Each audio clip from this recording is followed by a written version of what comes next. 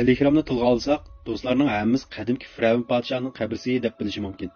Xatolashmagan bo'lsam, ayni vaqtda darslikdimi o'qituvchilar mushundaq deb tushundirgan. U dunyodagi eng sirliq imorat bo'lib, dunyodagi 7 cho'ng mo'jizaning birinchisi hisoblanadi. Agar u mavjud bo'lmagan bo'lsa, boshqa 6 cho'ng mo'jiza allaqachon afsona deb qaralgan bo'ladi. U Firavunning qabrisi bo'lmasligi mumkin deyishdan burun oldi bilan biz Al-Ikramning ajoyib 5 tarafini so'zlab baqaylik. Birinchi, qadimki Misr piramidasi 3 tarafmi? Yo'q. Undaq 4 tarafmi? Undaq emas. Biz hammamiz uni xato ko'rib olgan. Qadimki Misr piramidasi 8 taraflik. Faqat biz yaqin oraliqdan kuzatolmaymiz. Uni yuqori bo'shliqdan qarasangiz, ondan ko'ra olasiz. Biz insonlar bo'shliqqa chiqishdan burun bu alohida hodisani bayqay olmagan. Hatto shu yerdagi yerlik Misrliklarmi Al-Ikramning 8 taraf ekanligini bayqamagan. Al-Ikramni haqiqatan qadimki Misrliklar yasaganmi? Ikkinchi, yer sharidagi barliq Al-Ikramlarning hammasi yanartaq sizg'ida bo'lib, yanartaq yer osti energiyasining ifodasidir. Undaqda Al-Ikram nima uchun yanartaq sizg'iga joylashgan yoki yanartaq energiyasi orqali biror ishni tamomlamoqchimi? Ya'ni kelib dunyodagi barliq Al-Ikramlar daryo va iqinlarning atrofiga qurilgan.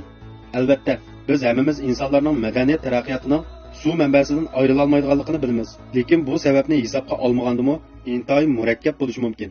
Bu suv manbasi ma'lum energiya qurilmasining asosiy sharti bo'lishi mumkin. Buni biz sal turib so'zlaymiz. 3. Jiso Al-Ikrami yer sharidagi barliq quruqliklarning markaziga joylashgan. Bu shimoliy yarim sharning 43200 dan bir qismiga to'g'ri keldi.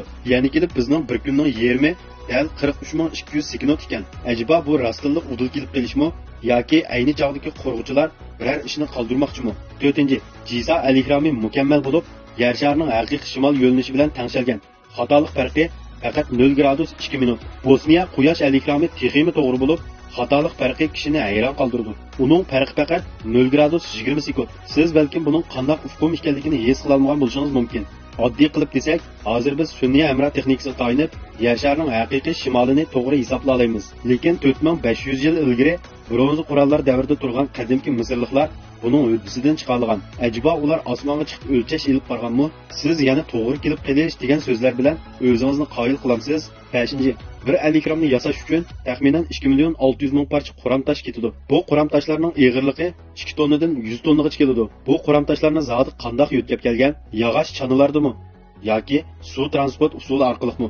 Ayni chog'dagi uskuna va texnikalar kamchil vaqtlarda bu bir necha tonnalik toshlarni yo'tkab kelish aqlga sig'di. Lekin 100 tonnalik quram toshlarni qandoq qilib yo'tkab kelgan?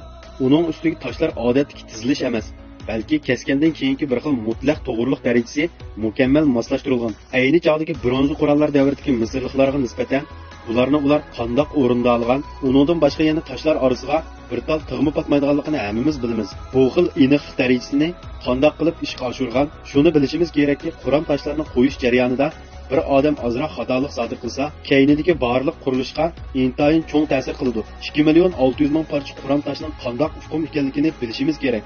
Agar ozroq xatolik yuz bersa, Al-Ikramning burilish qurilmasida xatolik yuz berib, qurilish butunlay mag'lub bo'ladi. Uning ustiga bunchagina qiyinchilik darajasi yuqori bo'lgan qurilishni tutkazish uchun nurg'un matematik va fiziklarning yordamiga muhtoj bo'lishga to'g'ri keldi. Ajiba bronza davridagi qadimki Misrliklar bu bilimlarni allaqachon egallab bo'lganmi?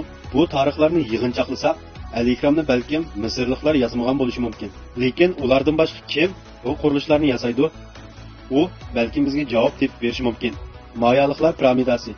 U Meksikaning Yucatan yarim orolining shimolida bo'lib, hozirgacha saqlanib qolgan eng cho'ng, eng mukammal bo'lgan Mayaliklar Al-Ikrami. Bu Mayaliklarning eng donliq vakillik qurilishi.